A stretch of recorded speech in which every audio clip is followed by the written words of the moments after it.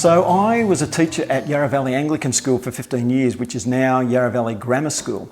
And I loved my time there. They were wonderful, wonderful years. I loved that school.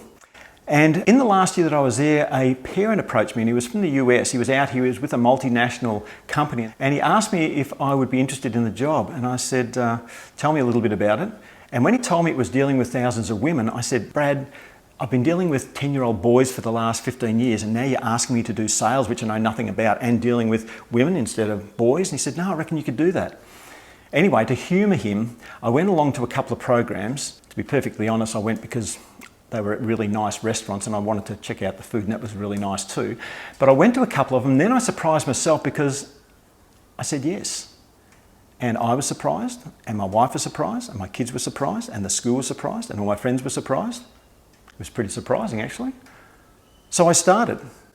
Now, at the same time as that, Brad also got hold of another guy by the name of Ian Duncan, who was the principal over at Hurstbridge Primary School. Ian was a little bit older than me, but he also came into the business at the same time and went on to become president of the company only about 4 years after that. We became friends straight away. We did lots and lots of work together with these ladies, but we did skits and funny videos and all that sort of stuff too, and it was really, really good fun. We travelled overseas, saw a lot of things. It was a really interesting job. But after I'd been there 15 years, one Friday afternoon, after I'd been bugging Ian for days to try and catch up with him because we had leadership coming on soon, there was a lot of things I needed to talk to him about, he asked me to come into his office. And when I did, he was in tears. And I looked across, and the HR lady, Elaine, was there too, and she was also in tears. And I thought, oh, what's just happened here? And he starts to talk with quite a shaky voice, and he starts talking about the company, and then he starts talking about the global financial crisis which we're in the middle of at that stage. And then I'm going, uh-oh, he's going to tell me that he's leaving, that he's been made redundant. I'm going through my head, I'm going, man, what happens then? I mean, I can't run the company, that's not my deal, I'm not built to be a president. Anyway, he speaks on a little bit further, and then it becomes real as to what's going on. It's me that's going to be made redundant, not him. And when he finally tells me, he breaks into tears, and Elaine's in tears because we had such a great relationship. I mean, I loved the company, and they loved me, and I loved Ian, and he loved me and Elaine and the whole thing. And so we had a bit of a group hug sort of thing, and I said to him, it's okay, Ian. I know it's come from the US, they don't probably even know who I am, but I'm not leaving straight away because we've got leadership coming up in 2 weeks, and I need to help you with that. And so they allowed me to stay for that, but nobody knew that I'd been made redundant until after leadership. And when it got out, Ian came to me then, he said, you know what, the company's put aside a couple of $1,000s for you to go to one of those courses for people that have been made redundant to help to re-educate them or to help them find a new job.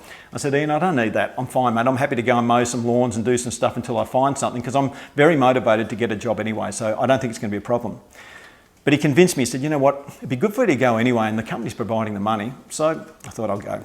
So I go into town, and I walk in these doors, and there's these offices, and there's all these young people in their late 20s and early 30s talking to people who have obviously lost their jobs, and they're redundant, and they're working with them, and I'm going, you guys are just out of your nappies. What are you going to be able to do for somebody who's in their early 50s? But they didn't give me one of those guys. They gave me this guy who was in his 60s, and he started talking to me in his office. And he was an incredibly wise man. And we spent an hour and a half, and I suddenly realised this is a good thing to be doing. And I told him that I'd been really reluctant to come, but I'd been really happy that I'd come.